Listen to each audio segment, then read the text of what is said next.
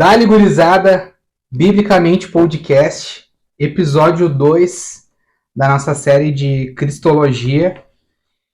E, bom, hoje a gente vai parar da onde a gente ficou no último episódio, né? Se tu não assistiu o primeiro episódio, entra ou no nosso canal ou no link das plataformas. A gente falou um panorama geral, né, sobre Cristologia, na visão do João capítulo 1, né, o Evangelho de João. Então fica à vontade depois de dar uma olhadinha lá. E hoje a gente quer continuar no tema e tô aqui com o Zeca, eu sou o Jader. A gente vai continuar, né, vai começar do livro de João, mas do final, né? Então, Zeca, dá um oi pra galera e se já quiser puxar a leitura aí, vamos pra cima. Vambora, Jadeco. Feliz de novo da gente estar aqui. Fala, meu povo, bom dia, boa tarde, boa noite. Não sei em que momento da tua existência tu tá vendo esse vídeo ou ouvindo esse podcast. A gente acabou no episódio 1, de novo, se tu não viu, vai lá, vale a pena, são 48, 49 minutos, vale muito a pena. A gente acabou falando sobre a semente que Jesus plantou na mente dos discípulos, para que eles compartilhassem tudo o que eles viveram, tudo o que eles ouviram. E alguns desses discípulos fizeram isso de forma escrita. E João ele vai deixar isso claro, e eu achei, cara, a gente conversou sobre isso, a importância de talvez começar esse segundo episódio, onde a gente quer falar sobre a realidade do Cristo. Vamos, quem sabe, clarear mais o que no episódio 1 não tenha ficado claro sobre a palavra Cristo, de onde ela vem, de onde que surge isso. Vamos tratar disso, mas olha o que João vai dizer. Olha como que ele vai praticamente encerrar o evangelho, o texto que ele escreve. Claro, tem um capítulo depois? Tem, perfeito, a gente não está negando isso. Mas olha o que diz lá. Evangelho de João, cara, pega a tua Bíblia, não fica só pelo que a gente está dizendo, pega a tua Bíblia aí, abre com a gente, seja ela física ou digital. Antes, enquanto tu vai pegando a tua Bíblia aí, não deixar de esquecer, né? Gente, deixa um comentário no YouTube, se inscreve no canal, ativa o sininho. A gente é, cara, peixe pequeniníssimo, né? Lambari, a gente está começando no YouTube. A gente vai seguir, entendeu? Se tiver 10, se tiver 50, se tiver 100, enquanto o Senhor nos permitir, a gente vai seguir. Mas a gente entende que é legal essa mensagem alcançar mais pessoas. A gente vive num tempo, a gente estava conversando aqui, é muito relativismo, né? E a gente quer sempre ressaltar, relembrar que a palavra de Deus ela é a verdade absoluta. Existe uma verdade absoluta e ela é Cristo, a palavra, né, que nos foi revelada. Então, gente, por favor, deixa um comentário, alguma dúvida, sugestão de tema também, né? Segue a gente no Instagram, né? Tem na descrição, se inscreve no canal. Excelente. Para dar um apoio para o projeto aqui. A gente está servindo a tua vida, então é bem rapidinho para te deixar um comentário, um likezinho para nos ajudar. E agora sim, bora para a palavra. Vamos lá. Evangelho de João, capítulo 20, a partir do verso 24. Lembrando que eu estou lendo aqui com a Bíblia King James atualizada e o Jader tem a Almeida Revista e atualizada. Boa. Diz assim: Contudo, Tomé, um dos 12, chamado Dídimo, não estava com eles, com os discípulos, quando Jesus apareceu. Os outros discípulos, no entanto, anunciaram-lhe: Nós vimos o Senhor. Mas ele respondeu-lhes: Se eu não vir as marcas dos pregos nas suas mãos, não colocar o meu dedo onde estavam os pregos e não puser a minha mão no seu lado, não acreditarei. Após 8 dias, os discípulos estavam reunidos ali outra vez e Tomé estava com eles. As portas estavam trancadas. Quando Jesus apareceu, pôs-se no meio deles e disse: A paz seja convosco. Então dirigiu-se a Tomé, dizendo: Coloca o teu dedo aqui. Vê as minhas mãos, estende a tua mão e coloca no meu lado. Agora não sejas um incrédulo, mas sim um crente. E Tomé confessou a Jesus: Meu Senhor e meu Deus. Ao que Jesus lhe afirmou: Tomé, porque me viste, acreditaste? Bem-aventurados os que não viram e creram. Então, Jesus ele já está olhando para nós aqui, praticamente. É interessante que a gente sempre critica Tomé e a gente sempre aprendeu e leu que Tomé é o incrédulo, Tomé é o incrédulo, é o cara que não acredita. Mas nesse texto ele acaba como um crente, ele acaba confessando Jesus, ele olha para Jesus e, cara, não é uma declaração qualquer. A declaração que ele faz, meu Senhor e meu Deus, cara, é um salmo o que ele está dizendo. Ele está reconhecendo em Jesus a pessoa do Cristo, em Jesus a pessoa do Rei, em Jesus a pessoa daquele que foi prometido no Velho Testamento. E Jesus vai dizer para ele, cara, tu acreditou porque tu viu, ok? Não tem problema isso. Mas bem-aventurados, abençoados com felicidade, mais do que felizes, aqueles que não viram, não viveram tudo o que vocês viveram e creram. E aí vem a sacada de João, aí vem quase que uma nota de rodapé do próprio texto de João, quando ele diz assim, verso 30, verdadeiramente, Jesus realizou na presença dos seus discípulos muitos outros milagres que não estão escritos neste livro. Estes, entretanto, ou seja, todos os milagres, toda a história que João escreveu até aqui, estes, entretanto, foram escritos para que possais acreditar que Jesus é o Cristo, o Filho de Deus, e para que, crendo, tenhais vida em seu nome. Para que João escreve o texto? Cara, esse é alguns dizem que é o único, eu não tenho certeza, mas ele é um dos poucos escritores do Novo Testamento que deixa claro para que está escrevendo. Sim. Cara, ele está dizendo, eu escrevi, eu contei essa história, tudo o que eu escrevi até aqui, foi para que vocês creiam, para que vocês acreditem que Jesus é o Cristo. Ele é o Filho de Deus. Olha a importância que João dá para a pessoa do Cristo. Sim. Quando a gente olha para a primeira carta de João, cara, N referências falando sobre isso, e eu acho que vai ser o assunto talvez do próximo episódio, mas aqui olha a importância e é legal porque a gente comentou também, né? No episódio 1 tu perguntou que vida é essa? Sim. Porque lá no capítulo 1 diz que a vida era a luz dos homens, a vida estava no Cristo e a vida era a luz dos homens. E aqui João já deixou claro, tu leu também um texto lá de João 13 que deixa claro, mas aqui ele deixa muito claro que vocês possam acreditar que Jesus, primeiro, é o Cristo, segundo, o Filho de Deus, e terceiro, para que, crendo, então existe uma necessidade de crença, eu preciso crer, sim, para que, crendo, quarto, eu tenha a vida eterna em seu nome. Cara, isso é demais, cara. Sim. Isso para mim é demais. Dentro da cristologia, esse texto não pode faltar. A gente tinha que ler isso juntos. A gente precisa entender a cabeça de João ao escrever essas coisas. Sim, e é um gancho perfeito porque a gente quer aprofundar hoje, né? Sim. Hoje a gente quer ter um panorama geral, agora, na verdade, mais profundo, sobre o fato de Jesus ser o Cristo, né? Sim. Até o pessoal brinca, né? Cristo não era o sobrenome de Jesus, né? Amém, irmão. Amém. De Nazaré também não é sobrenome.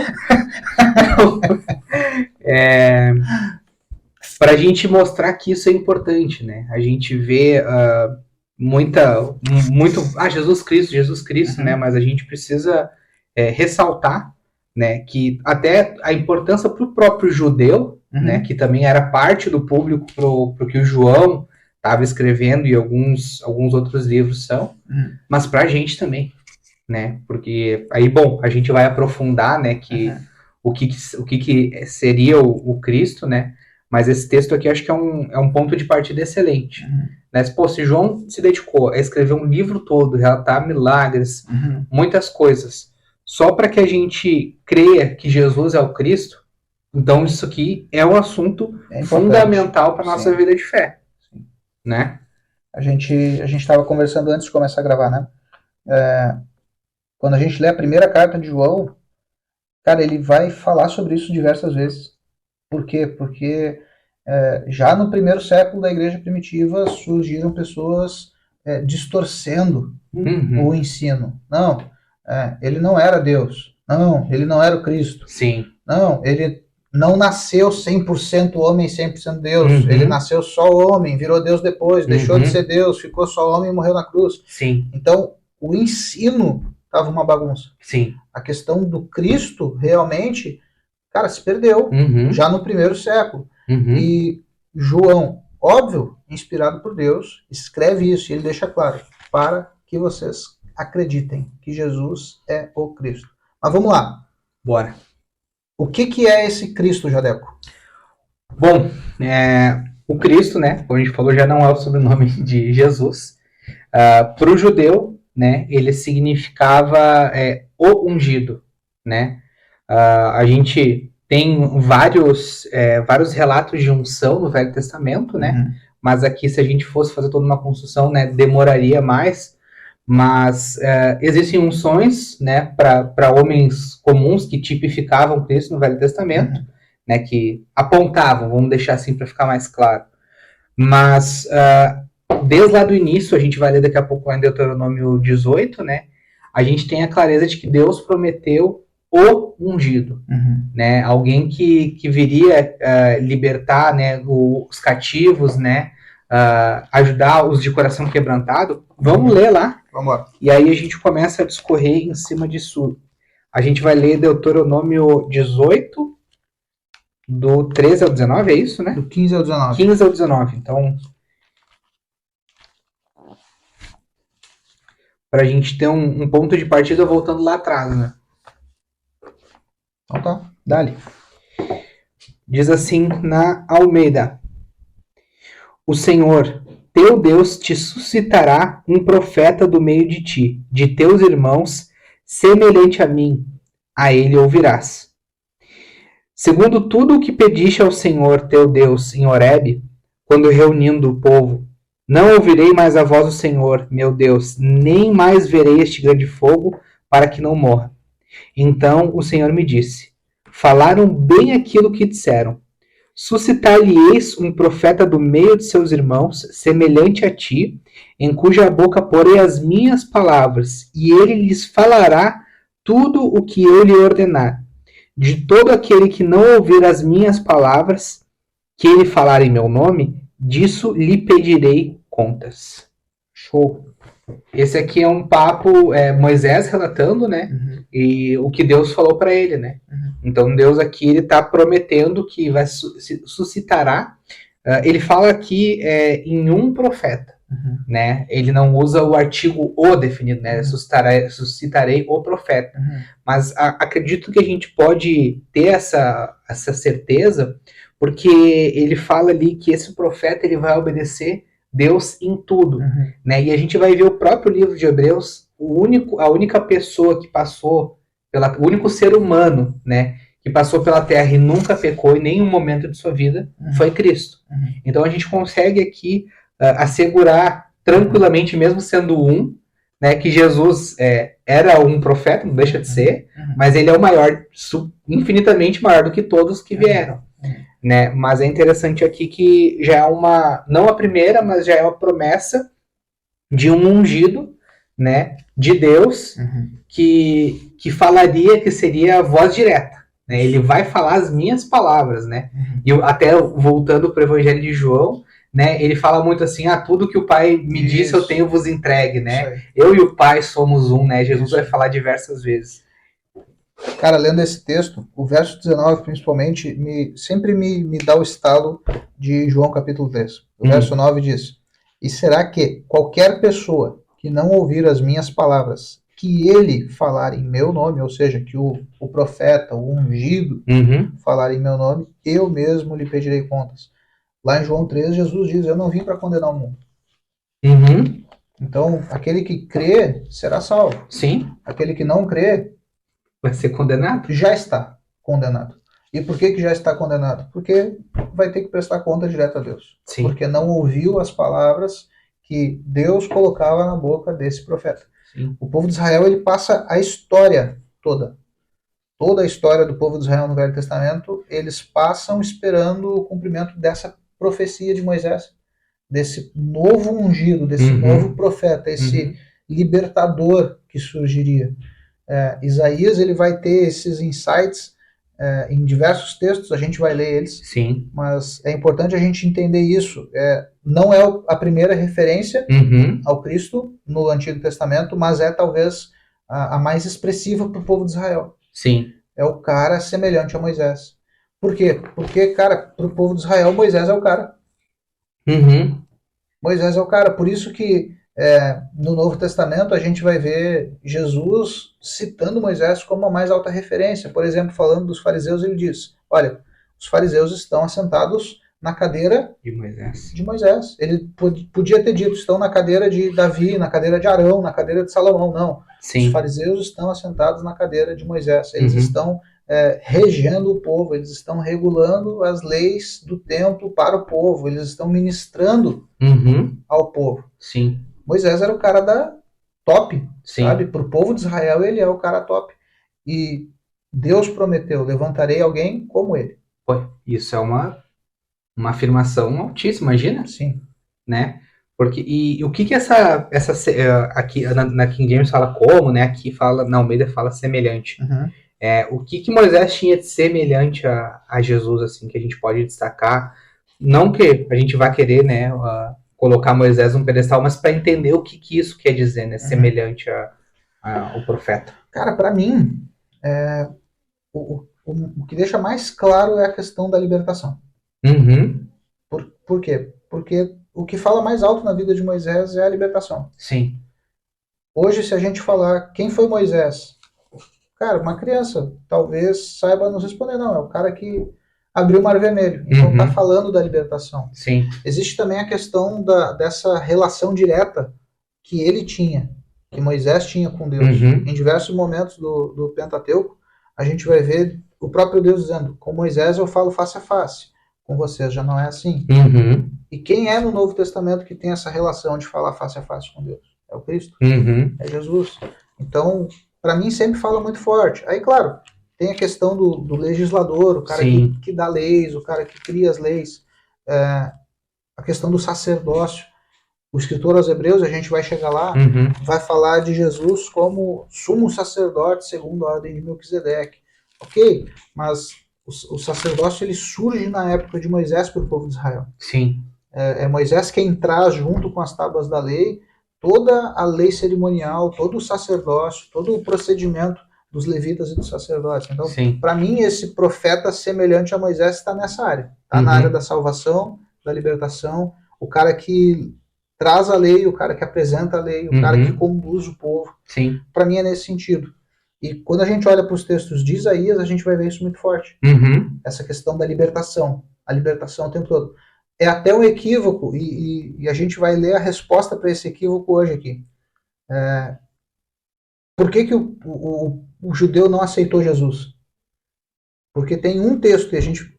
tem alguns textos, mas um é muito claro, que fala desse servo de Deus, desse Cristo, como um poderoso soldado. Sim. E Jesus vem montado no burrinho, nascendo na manjedoura. Só que é legal, cara, porque o texto lá tem um lapso temporal. Então fala do servo, do sofredor, tem um lapso temporal textual. Sim. E de repente lá na frente fala: não, quando ele vier, ele vai vir com espada. Já está falando da segunda vinda. Sim. É o que a gente está esperando hoje. Sim. E pode ter certeza, quando Jesus vier, não vai ser montado mais em burrico. O pau vai cantar. O pau vai cantar. Sobre os justos, sobre os injustos, cara, Jesus vem para colocar ordem na coisa toda. A gente vai chegar lá. Uma coisa, cara, que é legal a gente deixar claro, assim como Cristo não é o sobrenome de Jesus, é que a palavra Messias ela não está na Bíblia, não na língua portuguesa. Né? Cristo é a versão grega da palavra Messias, e a palavra Messias é o ungido, é o escolhido, o separado. E essa palavra Messias ela vai surgir nos textos exatamente do profeta Isaías. Sim. Por isso que ele é chamado de um profeta messiânico, o profeta que mais referências faz ao Messias, o cara que mais citação, menção, o cara que mais vislumbrou a vida, o ministério, a obra de Jesus foi Isaías. Os outros profetas, claro que tiveram insights. Davi é um cara que teve insights tremendos da parte de Deus. Sim. Mas Isaías parece que viu o quadro mais amplo da coisa, e ele escreve muita coisa, e a gente vai chegar lá. Boa. Vamos para Isaías. Vamos lá. Podemos começar pelo 61, ou tu quer algum capítulo antes? Cara, eu anotei muita coisa de Isaías pra gente ver. Cara, deixa eu até ver o que é melhor. Cara, vamos em ordem. O que tu acha? Bora, vamos em ordem? Então tá. Então vamos começar. De repente tu tá aí nos assistindo ou nos ouvindo e tu pergunta, tá, vocês estão falando, tá, mas onde que eu vejo esse Cristo, esse escolhido no Velho Testamento? Eu só vejo ele lá no Novo, em Jesus. Sim. Beleza. Vamos pro Velho então. Isaías, deixa a tua Bíblia já engatilhada em Isaías e vamos andar por lá. Isaías capítulo 7, verso 14. Salmos tem muita coisa sobre o Cristo. Isaías 7, 14. Pode ler aí na Almeida, Jadeco. Boa. Portanto, o Senhor mesmo vos dará um sinal. Eis que a Virgem conceberá e dará à luz um filho e lhe chamará Emanuel. Quem é a virgem que engravidou? Tem uma na história. Na história só tem uma.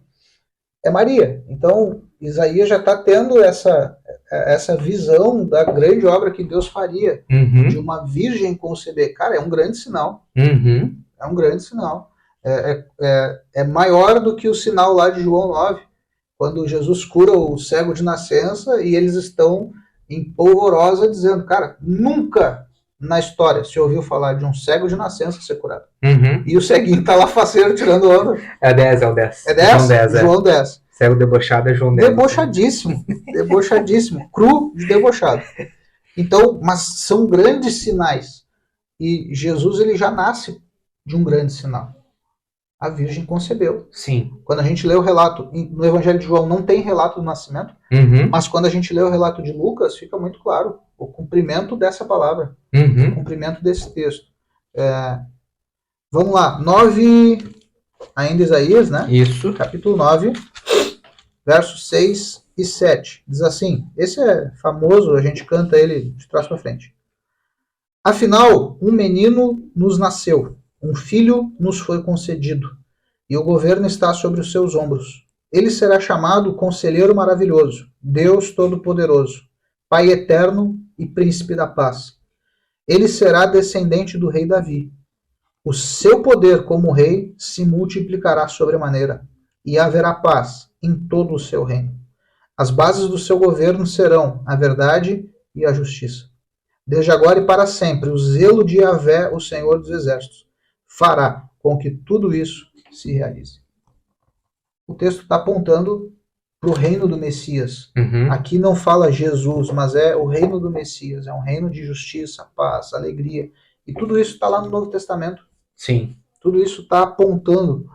O texto fala sobre verdade, né?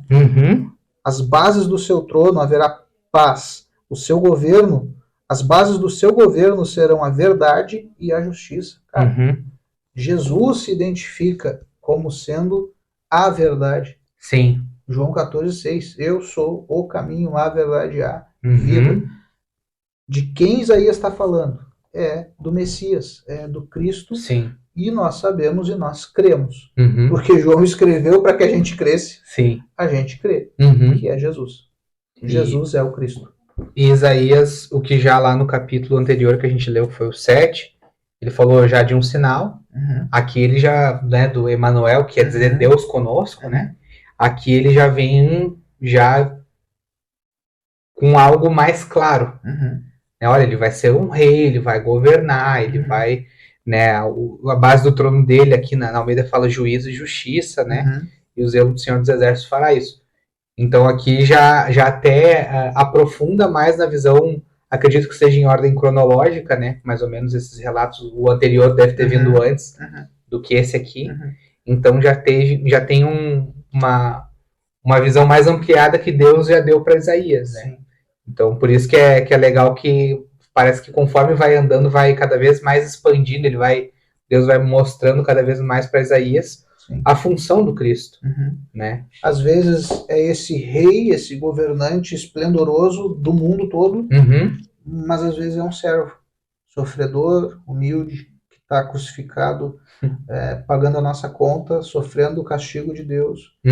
Cara, a gente pode ligar esse texto de Isaías 9 muito fácil, é um link muito fácil que a gente pode construir com Daniel.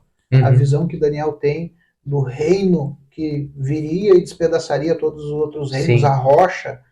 Cara, tá aqui. É do Messias que está sendo falado. Sim.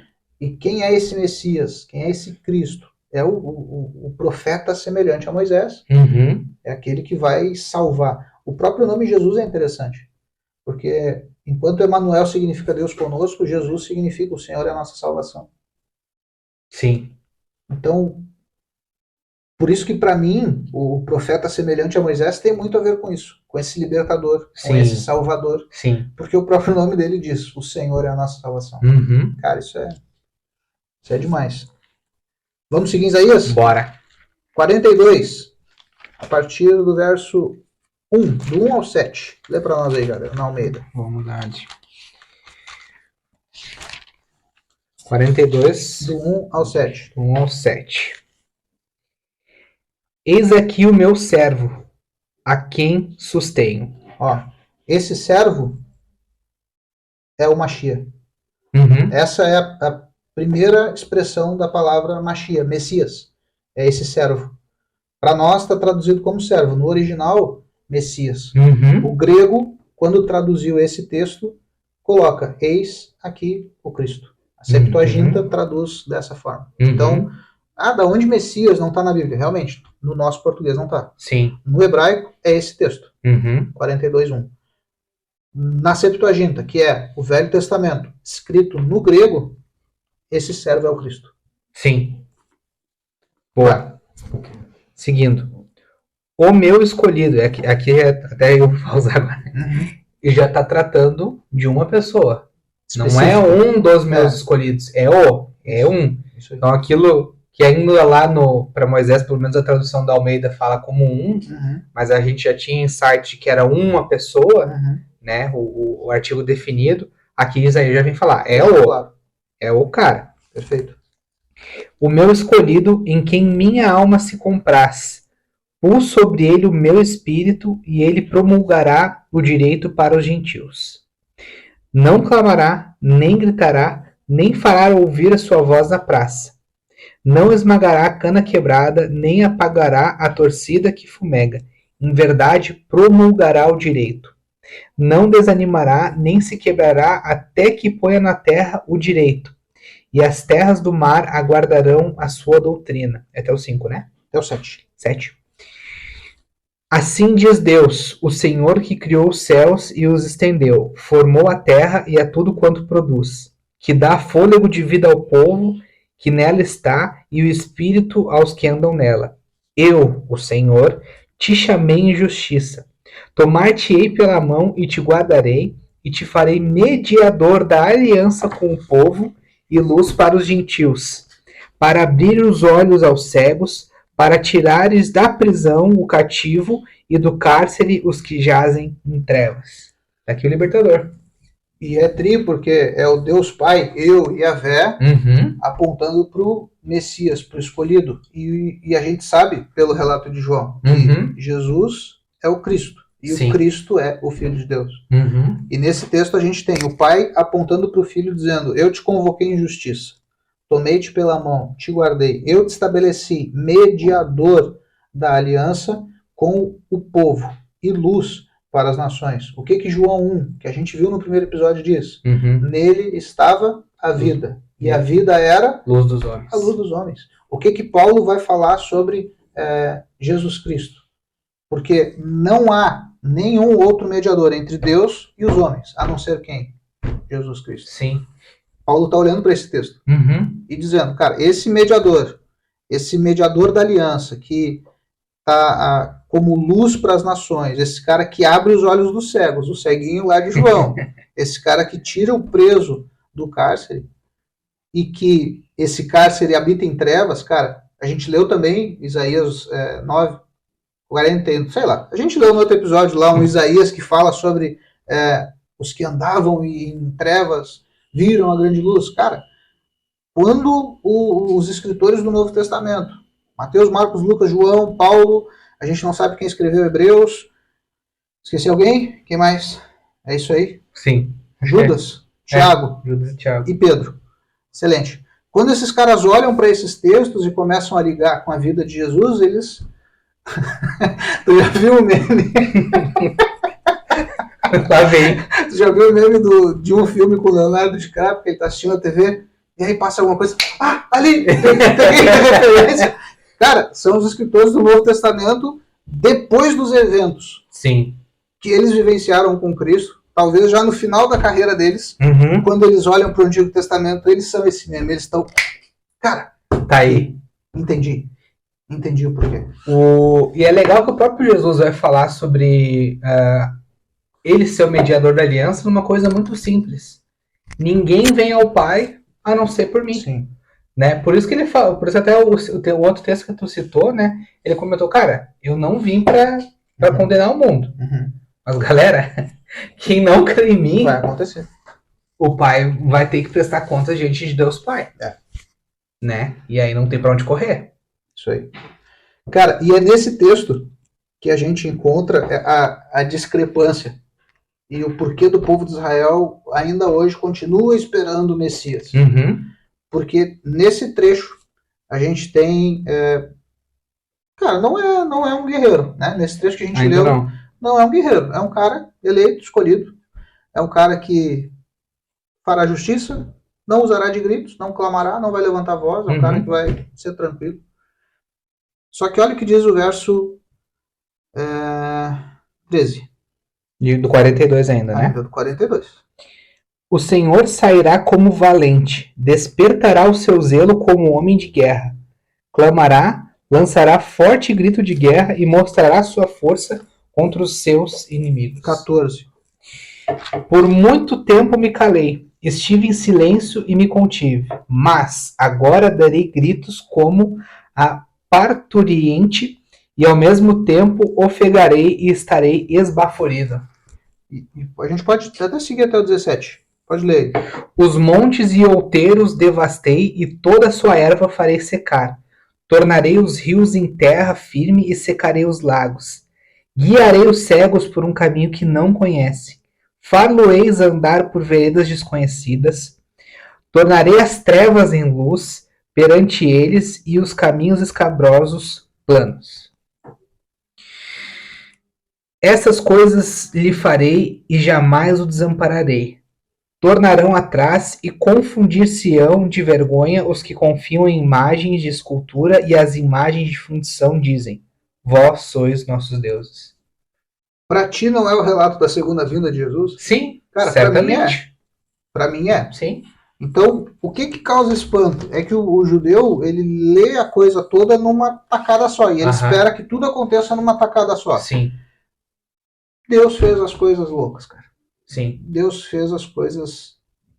Escolheu as coisas loucas pra confundir o multiverso. Sim, sim. Exato. Cara, Deus botou um pause aqui no meio do texto. Uhum. Então veio Jesus, não gritava, não estava dando grito, não estava fazendo loucurada. Ele veio. Ele se tornou o mediador da aliança. Mas existe um lapso de texto.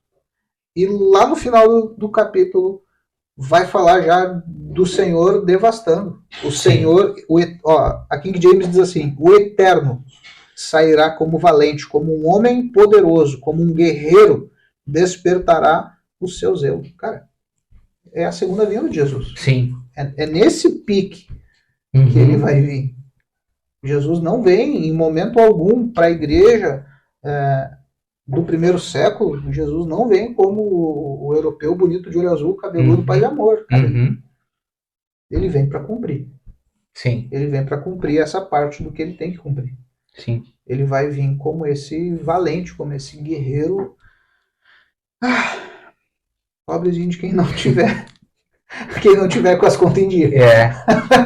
O pessoal usa muito a analogia, né? Ele veio como um cordeiro, né? E na segunda vinda ele vai vir como leão. Exato. Né? E o leão não é vegano, não é muito pacífico. Já foi um dia, mas não é mais. Já foi. O papo para outra conversa. Outro tema. Mas ele vai vir para executar a justiça, o juízo, né? Para botar coisa em ordem e, né? Aí cumprir muita coisa que a gente vai ter na escatologia, né? É isso aí. E até os judeus também, acho que da época de Jesus, eles estavam sobre o domínio do Império Romano, né? Sim. Então, talvez eles viam essa parte do Messias guerreiro, Uhum. cara, Era a esperança deles. é um líder político, Sim. né? Vai vir um cara para tirar a gente dos domínios do Império Romano, né? De César, para a gente conseguir restaurar o trono de Israel, né? O tabernáculo de Davi, toda aquela coisa, né? Que eles liam esses textos aqui, né? Sim. Eles tinham esses textos aqui que a gente está vendo do Velho Testamento, eles aguardavam, né? Então, daqui a pouco, eles já estavam politizando demais o Messias, né?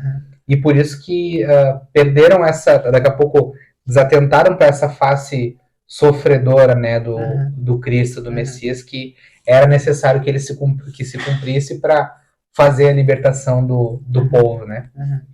Cara, e tem o lance também que é sempre bom a gente lembrar. Que bom que os judeus não aceitaram Jesus. Porque isso abriu a porta da salvação para nós. É bem verdade que já em Isaías a gente vai ter muitos textos, eu acho até que a gente vai ler algum que fala sobre isso. Sobre o Cristo sendo luz para os gentios, o Cristo abrindo o caminho para os gentios também.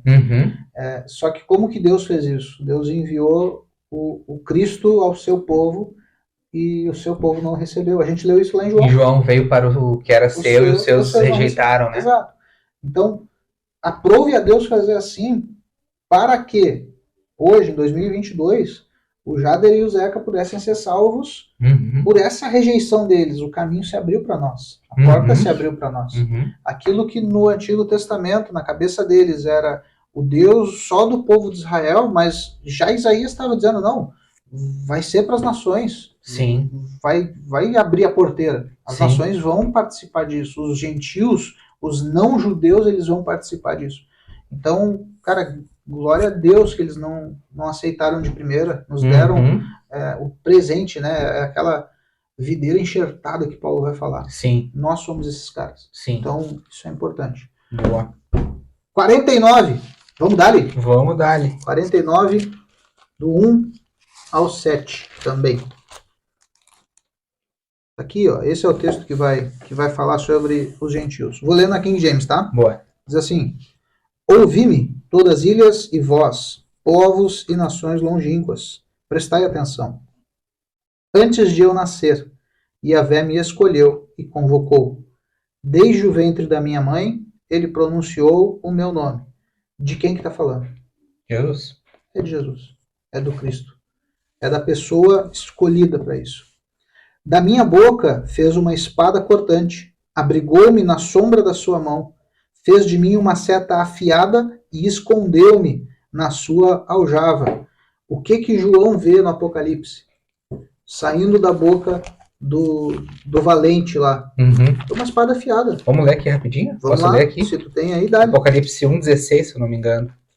Esse aqui eu não tinha de memória, tá? Não fui tão bom de memória, eu peguei aqui na colinha da Almeida mesmo. Não te entrega, tia. Não, é que o pessoal, o cara é que nem os... Tem 800 versículos decorados, não. Eu peguei na colinha aqui e eu espero muito que eu não esteja errado. Vamos lá. Tinha na mão direita 7 estrelas e da boca saía-lhe uma afiada espada de 2 gumes. O seu rosto brilhava como o sol na sua força. Então, João está olhando para que texto para escrever isso? Para Isaías. Que o escritor de Hebreus também olhava, né? Sim, mas aí porque a gente romantiza, né? A gente pensa assim, não, João caiu arrebatado e só viu. Tudo bem, pode até ter sido uma teofania. Só que Deus trabalha com aquilo que a gente já tem. Jesus, ele deixa claro para os discípulos, olha, não se preocupem com o que vocês vão dizer quando vocês forem levados aos tribunais, quando vocês forem levados aos governantes, porque eu vos farei lembrar. Jesus não disse, eu vos ensinarei coisas novas na hora. Sim. Não. Ele diz, eu vos farei lembrar. Por isso que a gente tem que estar aqui com a Bíblia aberta, por isso que a gente tem que conhecer a Bíblia, porque na hora certa, o Senhor vai nos fazer lembrar dessas coisas. Então, quando o João está vendo, quando ele está tendo a visão, quando ele está tendo a revelação, ou o Apocalipse, né? Quando ele está tendo essa revelação, Deus está fazendo ele lembrar dessas coisas. E por isso as associações são muito, muito fáceis. Sim. Muito fácil de fazer. Para não deixar da gente ser prático, né? Digamos assim, não que a gente não esteja sendo, mas para trazer para o dia a dia, é um pouco do que o Pedro vai falar lá no 1 Pedro, no capítulo 3. Estejam preparados para responder qual a razão da sua fé. Né? Então, a gente precisa, como tu falou, né? Deus vai usar aquilo que ele nos dá. E ele nos deu aqui a palavra, né? A custo de muito sangue, de muitas vidas morreram por causa, para que a gente pudesse estar aqui lendo ela. Então, a gente precisa usufruir isso para se preparar à razão da nossa fé. Né? Por que a gente crê no Messias, no Cristo, no Filho do Deus vivo, né? Vamos lá, verso 3. Do Isaías 49, né? Aqui tem um detalhe legal também. O finalzinho do verso 2. Fez de mim uma seta afiada, escondeu-me na sua aljava. Qual é o easter egg aqui? É lá do livro dos Salmos, que diz que o homem que tem muitos filhos é como o varão que tem muitas flechas em sua aljava. Então aqui já é o easter egg. Cara, vai ser o filho. Sim. É a flecha que está na aljava de Yahvé. É o Filho de Deus. Esse é o cara escolhido. Esse é um easter egg legal da Bíblia. Verso 3. Disse-me.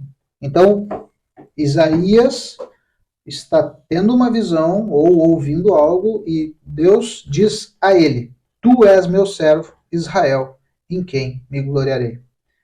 Mas vocês disseram que o texto está falando do Messias, de Jesus. Sim, está.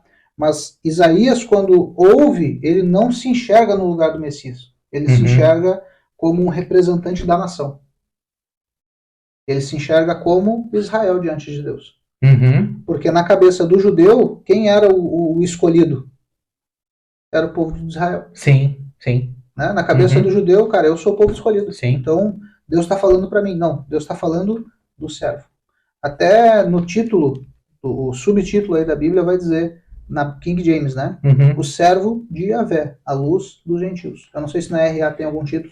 O servo do Senhor é a luz dos gentios. Ok. Então, ainda que o texto diga Israel, não. É só a forma como o profeta entendeu. Sim. Mas dentro do que a Bíblia está explicando, é o escolhido de Deus. E aí vai dizer, verso 4. Todavia considerei, ou seja, Isaías está considerando, tá? Tenho me afadigado sem qualquer compensação, tenho despendido minhas forças em vão e para resultado algum. Contudo, o que me é devido está seguro nas mãos de Yahvé, e a minha recompensa está guardada com Deus.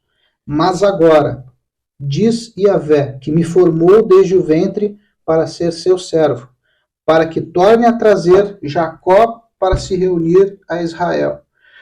Porque eu sou glorificado perante o Senhor, e o meu Deus é a minha força. Sim, ele declarou, ou seja, Deus declarou, de fato, é para ti pouco ser meu servo a fim de restaurar as tribos de Jacó e trazer de volta os filhos de Israel que eu guardei. Eu também farei de ti uma luz para os gentios, de modo que leves a minha salvação para todas as nações, até os confins da terra.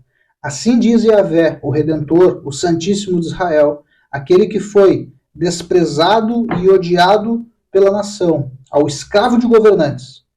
Eis que reis o contemplarão na sua ascensão majestosa. Líderes poderosos o verão e se ajoelharão a seus pés, em sinal de respeito. Porquanto eu, o Senhor, cumpro todas as minhas promessas. Eu, o Santo Deus de Israel, que te escolhi. É do servo que está sendo falado aqui. Então, Isaías talvez pensou para ele e ele escreveu, cara, eu estou gastando a minha vida em vão, eu não tenho compensação no que eu faço. Sim. E Deus diz para ele, já pensando e enxergando o Messias, realmente, é muito pouco para ti ser apenas o mediador, ser apenas o meu servo. Não, eu vou fazer de ti luz para as nações. Sim. Eu vou abrir o caminho da salvação às nações. E de novo, a palavra salvação está no texto, no verso 6. De modo que leves a minha salvação para todas as nações até os confins da terra. Cara, sim. Aqui o cara fica aleluiado, né? Sim. E aqui ele já está deixando muito claro. É para os gentios também. Sim. né? Vai ser para todas as nações da terra, né? Porque eu vim para libertar todo o mundo, né? Sim. Então, que Deus amou o mundo de tal maneira que deu seu filho, João, né? De novo, viu? João. Viu como João, ele é cristológico? Uhum. Se Isaías é o profeta messiânico, a gente pode chamar João, ele é o apóstolo cristológico, cristocêntrico. Sim. Ele é o cara que está toda hora, e ele diz claramente, gente, a gente leu no começo desse episódio, escrevi essas coisas para que vocês creiam que Jesus é o Cristo, que ele é o Filho de Deus, e para que, crendo nele, vocês tenham vida eterna. Sim. Cara, não tem outro jeito. A gente precisa crer nessas coisas, esse assunto é importante. Sim. Cristologia é importante, entender que Jesus é o Cristo, ele é o prometido do Velho Testamento, isso é importante. Deixa até a gente desabafar um pouquinho, né? Tem essa coisa do crente pós-moderno. O Velho Testamento é ultrapassado, o Velho Testamento... Cara, não tem como tu entender o novo se tu não entender o velho, não tem como tu compreender o velho se tu não tiver a luz do novo brilhando sobre ele. Tem que se completar uma coisa na outra, gente. Sim. A gente precisa entender que Deuteronômio 18 tem a ver com João capítulo 3. A gente tem que entender que os textos de Isaías têm a ver com Apocalipse e vice-versa. Existe essas conexões. Sim. Cara, a Bíblia a gente precisa ler ela toda. Sim, o próprio Cristo, né, ele quando, lá em Mateus 19, quando vai falar sobre o divórcio, ele fala, vistes o que o Criador disse, né? Ele vai, mais pra frente, a gente vai ler o relato em que ele tá lendo na sinagoga o livro de Isaías. Então, a gente insiste, vai bater nessa tecla, talvez, muitas séries e muitos episódios, que a Bíblia ela precisa ser vista como um todo. Sim. Entendeu? Biblicamente, ler de Gênesis a Apocalipse, né? Porque senão, se eu pegar textos só que me agradam ou que são confortáveis, ou seja lá qual outro critério, eu posso criar falsos ensinos. A chance de eu criar falsos ensinos tirando textos isolados é gigante. Por isso que a gente traz muitos textos e folha e vai e volta e ressalta que são pessoas de tempos diferentes, para também tirar qualquer dúvida da sua cabeça de que isso aqui é uma coisa, é uma seita, isso aqui foi alterado durante o tempo. Não há o foco aqui, mas depois pesquise um pouco a preciosidade arqueológica que é a palavra de Deus. Né? A gente citou os pergaminhos do Mar Morto, né? E depois você dá uma pesquisada aí no Google, é mais fácil, porque não é o foco aqui. Mas a Bíblia é a palavra de Deus, de Gênesis e Apocalipse, a gente não pode recortar como a gente gosta, né? Vamos lá, vamos continuar então. Bora. Sim, agora é longo, mas é bom demais, cara. Isaías 52:13. Esse texto é famosão. Gente, a gente está lendo tudo isso aqui, primeiro, porque a gente está com tempo.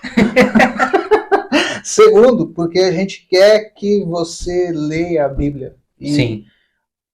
Putz, cara, o nosso desejo aqui, de verdade, é que tu esteja na tua casa, eu sei lá onde tu tá agora, mas tu esteja com a tua Bíblia acompanhando as leituras, que tu esteja talvez até brigando. Não, mas a minha Bíblia tá diferente. É só questão de versão, gente. Sim. A gente tá lendo a Bíblia, a gente não tá inventando moda aqui. E se tiver diferente, comenta, a gente conversa ali nos comentários, a gente está aberto a trocar ideia e esclarecer. A gente tem tempo, não? Às vezes. Vamos lá, então. Isaías 52. Vamos ler do 52:13 ao 53:12. Tá? É uma leitura extensa, mas, cara, vai valer cada minuto da nossa vida. Pode ler aí, mano. 52:13 ao 53:12, né? Isso aí. Show.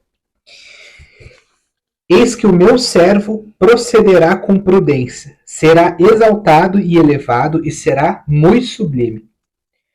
Como pasmaram muitos à vista dele, pois o seu aspecto estava muito, muito desfigurado, mais do que outro qualquer, e a sua aparência mais do que a dos outros filhos dos homens, assim causará admiração às nações, e os reis fecharão a sua boca por causa dele. Por quê? Aquilo que não lhes foi anunciado, verão, e aquilo que não ouviram, entenderão. Quem creu em nossa pregação? E a quem foi revelado o braço do Senhor? Porque foi subindo como renovo perante ele e como raiz de uma terra seca. Não tinha aparência nem formosura. Olhámo-lo, mas nenhuma beleza havia que nos agradasse. Era desprezado e o mais rejeitado entre os homens. Homem de dores e que sabe o que é padecer, e, como um de quem os homens escondem o rosto, era desprezado, e dele não fizemos caso.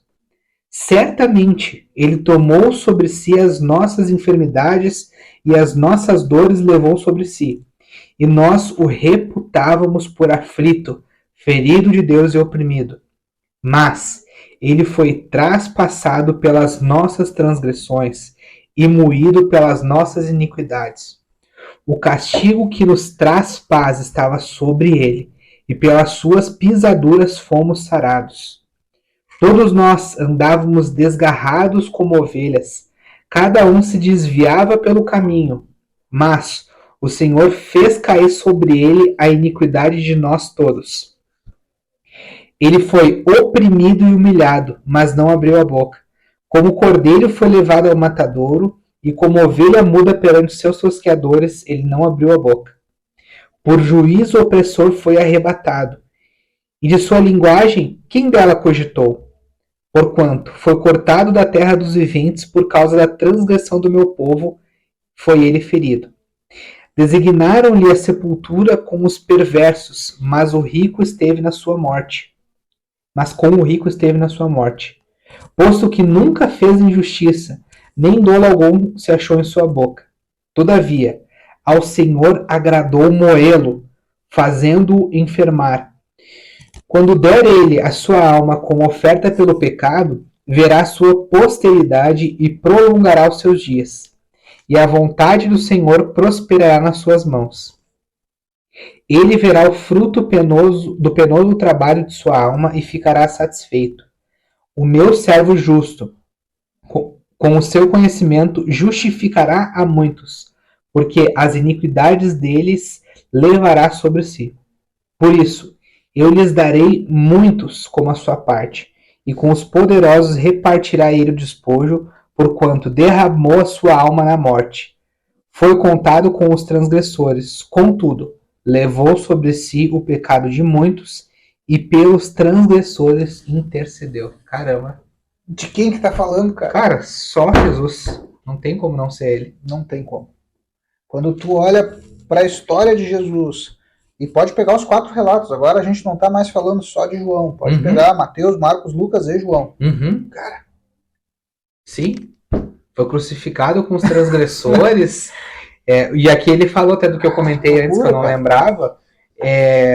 Da visão dele como servo, veio como cordeiro, né?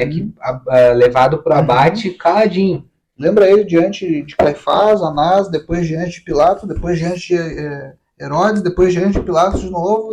Cara, então, e aqui tem um monte de easter egg, gente. Pega a Bíblia e cai para dentro. Se tu cair só para dentro desse trecho, Isaías 52, 13 até os 53, 12. Cara, busca a referência da vida de Jesus nesse texto. Tu vai achar muitas. Isso aqui é uma festa de easter egg, cara. Uma festa de referência. E a citação também no Novo Testamento aqui tá cheia, né? Sim. Paulo cita muito nas cartas, acho que aos Romanos e em outras cartas dele. Sim. Tem muita citação, né? Por isso que a gente até comenta, né? A Bíblia como um todo, né? Sim. Então, mas aqui deixa muito claro, né? Que ele... Cara, esse texto enlouqueceu o cara, né? Sim, sim. Ele foi com o rico na sepultura. Jesus não tinha um pila para pagar o sepultamento dele.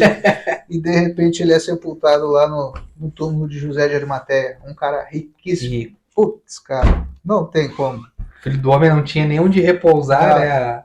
Não tinha nem onde dormir, que tinha onde morrer, coitado. Cara, é muito bom esse texto aqui.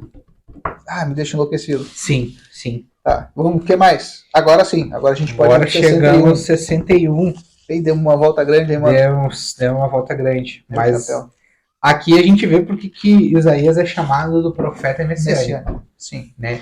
Lá no 42, onde a gente começou não, mas no 42 a gente leu, é o começo de 4 cânticos específicos somente sobre o servo. Então, no 42 é o primeiro, e esse trecho que a gente leu é o último cântico do servo. o último cântico do Messias, cara. Sim. E que trechos só, e a gente foi pincelando aqui, né? A gente foi pensando textos. E só aqui já tem muita coisa boa. Cara, se joga em Isaías a partir do 42 que tu vai ver o servo, tu vai ver o Cristo, tu vai ver o Messias. Gente, a gente está falando do Messias. Messias é a forma hebraica da palavra grega Cristo, vice-versa. É disso que a gente está falando. Esse é o assunto hoje aqui. Sim. Para ti não ficar aquela coisa, Cristo é sobrenome. Não, não é. Eu até conheço um cara que tem o sobrenome Cristo. Caramba! Abraço, Nil! Nem vai nos ver, mas beijo pra ti. É sobrenome. Cara, no caso de Jesus não era. É o termo, é a palavra designada a ele, é o ungido, é o servo, é o escolhido que Isaías viu. Vamos lá, 61, né? Agora é contigo aí, cara. Dale. Boa. O espírito tô dando a partir do 1, acho que até o 3 é o suficiente, né? Até o versículo 3 é o que eu pelo menos tenho aqui.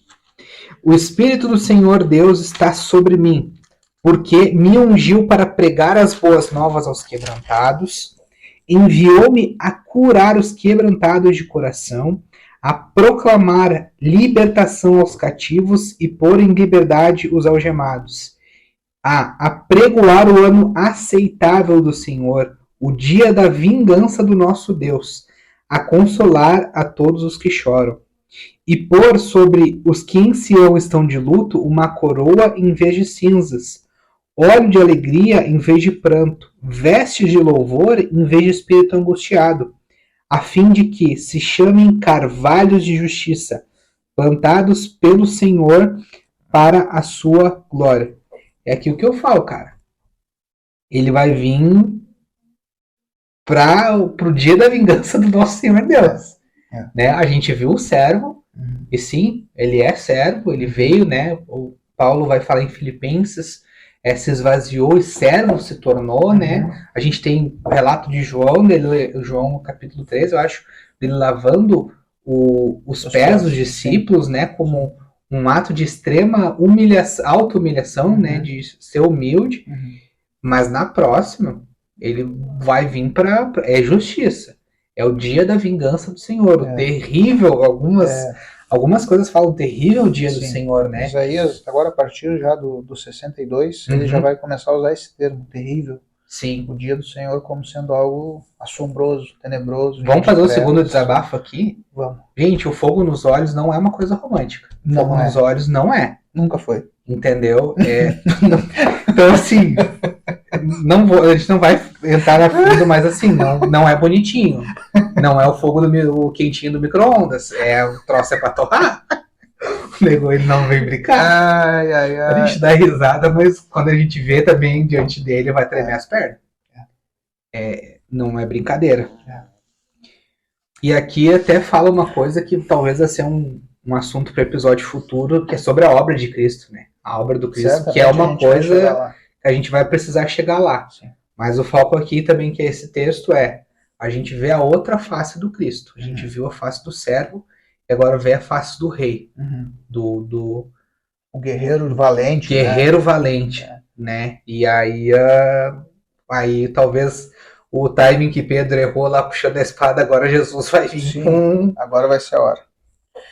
Esse texto é legal, né? Porque esse texto é o que Jesus vai ler e falar de si mesmo. Tem essa referência anotada pra gente ler lá? Tenho. Né? Lucas 4. Vamos lá, então. Lucas 4, do 16 ao 21. Quer ler aí? Vamos lá.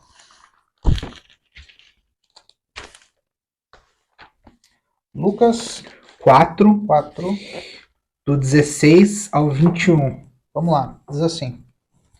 Jesus viajou para Nazaré, onde havia sido criado, e conforme seu costume, num dia de sábado, entrou na sinagoga. Posicionou-se em pé para fazer a leitura. Foi-lhe entregue o livro do profeta Isaías. Desenrolando-o, achou o lugar onde está escrito: O Espírito do Senhor está sobre mim, porque me ungiu para pregar o evangelho aos pobres. Ele me enviou para proclamar a libertação dos aprisionados e a recuperação da vista aos cegos, para restituir a liberdade aos oprimidos e promulgar a época da graça do Senhor. Em seguida, Jesus enrolou novamente o livro, devolveu ao assistente e assentou-se. E na sinagoga todos estavam com os olhos fixos em sua pessoa. Então ele começou a pregar-lhes e dizer: hoje se cumpriu a escritura que acabais de ouvir. Gente, o que está acontecendo aqui? Jesus, no Novo Testamento, está pegando um texto do Antigo Testamento, lendo ele publicamente e está dizendo: está se cumprindo. Check. Check. Por quê? Porque Jesus não tinha o Novo Testamento para ler, gente. O Novo Testamento estava acontecendo, não tinha. Uhum. Né? A Bíblia para eles era o Velho Testamento. Então, ele pega o texto de Isaías, check, aconteceu. Hoje está se cumprindo isso aqui. Cara, Sim. Isso é poderoso. O próprio Deus, né? Lendo. Sim. A palavra dele lendo mesmo. A palavra que loucura, dele. Né? Não vou tentar no desabafo 3. Vai. Se o próprio Deus falou para ler a palavra dele, né? Quem é a gente para achar que não dá para ler a palavra dele? Mas tá. Jesus leu o Velho Testamento e tu tá aí de bobagem. Não, é só o Novo Testamento, não, irmão. Converter. Por que não, tá? Aí é outro texto que a gente vai ser nessa mesma pegada. Vamos lá. João 5:39. Tá tendo a treta, tá tendo a discussão. Olha a pérola que Jesus largou. Vós examinais criteriosamente as Escrituras, porque julgais ter nelas a vida eterna, e são elas mesmas que testemunham acerca de mim. Uhum. Jesus está fazendo a mesma coisa que fez lá em Lucas, ele está fazendo aqui. Ele está olhando e dizendo: cara, a Escritura que vocês leem, que vocês acreditam, fala de mim. E ele está falando do Velho Testamento. Velho Testamento. Ele não está falando de Mateus, ele não está citando João 3:16, que Deus amou o mundo. Não. Ele está olhando para o Velho Testamento todo e dizendo: na Escritura, onde vocês julgam ter vida eterna, está falando sobre mim e eu estou aqui diante de vocês. Uhum. Bom, acho que isso é uma coisa vencida já, então não tem mais justificativa, né? Não tem. Para quem vê isso aqui, não tem como. Eu gosto de usar um exemplo, assim, sabe? Não tem como a gente dizer que ama as nossas esposas, mas não gosta de ouvir elas falar, sabe? Não gosta de falar com elas. Uhum.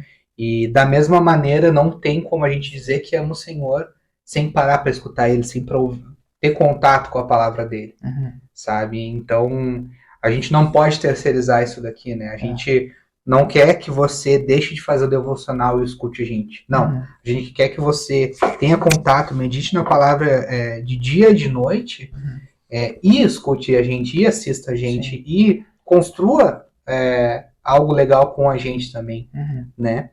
Então, esse é o nosso objetivo, né? E isso que a gente quer deixar muito claro. Assim, a gente não está aqui para ser revoltado ou para traçar críticas, não. Mas a gente quer ressaltar, quer colocar as coisas no lugar certo. Sim. Né? Para deixar claro que a palavra de Deus ela é importante. Por isso que tá no nome, tá no logo, tá em toda a nossa identidade. Por isso que a gente posta versículo pra caramba nas outras redes sociais. Desculpe que não dá pra falar o nome das outras redes. Não pode? Senão eles não gostam de que um cite a outra. Mas naquela rede social famosa de foto que tem uma câmerazinha. Isso. Começa com I. Isso. Então, é por isso que a gente bota muito versículo, fala muito das versões. Claro, a gente pincela algumas interpretações, alguns princípios, mas é por isso que a gente preza pelo texto puro, é por isso que a gente folha, abre, pede para tu pegar a tua Bíblia, abrir com a gente, porque a gente quer ter uma mente bíblica, né? A gente quer desenvolver e encorajar. Pensar biblicamente, né? Boa. Cara, eu não sei se tu ainda pode ter dúvidas sobre o Cristo. Eu acho que ficou muito claro, né? Sim. Eu não sei se precisa mais alguma coisa além do que a gente já falou até aqui. Cara, tá claro toda essa leitura que a gente fez do Velho Testamento, que Cristo é o Messias, Sim. Que Jesus é o Messias, que Jesus é o Cristo, né? O ungido, né? Mas para não ficar só no Velho Testamento, mesmo que isso não tem nenhum problema, Não, porque ele como a gente já comentou, né? Mas só para o pessoal não ficar bravo com a gente, que a gente, né, desabafou aqui sobre o pessoal que não gosta de ler o Velho Testamento, para não achar que a gente está bravo, vamos ler um texto precioso que fala sobre isso, lá em Mateus 16, do 13 ao 19. Quer ler na gloriosa King James aí, Vamos lá. Pra gente conversar? A gente citou no primeiro episódio esse texto, né? Sim. Citamos e não lemos, por isso que a gente vai ler hoje. Vamos lá então. Mateus 16, a partir do 13. Quando Jesus chegou à região de Cesareia de Filipe, consultou seus discípulos: quem as pessoas dizem que o Filho do Homem é? E eles responderam: alguns dizem que é João Batista, outros Elias, e ainda há quem diga Jeremias ou um dos profetas. Então Jesus interpelou: mas vós, quem dizeis que eu sou? E Simão Pedro respondeu: tu és o Cristo, o Filho do Deus vivo. Ao que Jesus lhe afirmou: abençoado és tu, Simão, filho de Jonas, pois isso não foi revelado a ti por carne ou sangue, mas sim por meu Pai que está nos céus. Boa. O que esse texto aqui eu fiz questão de ler porque ele resume o que a gente vem falando aqui, né? Tu és o Cristo, o Filho do Deus vivo. Ele vem falando da expectativa do judeu, né, das confusões do judeu, se era Elias, se era Jeremias ou um dos profetas. Mas aí Deus revela para Simão Pedro, fala, não, tu és o Cristo, o ungido, o Messias, o Filho do Deus vivo. O profeta, né? O profeta. De Deuteronômio. Exato. Então, ele vem trazer essa revelação clara de tudo isso que eles tinham escrito na época do Velho Testamento, né? Deus vem e revela para Simão Pedro, e Jesus fala, né? Bem-aventurado és, Simão Bar-Jonas, porque não foi carne e sangue que tu revelaram, mas meu Pai que está no céu.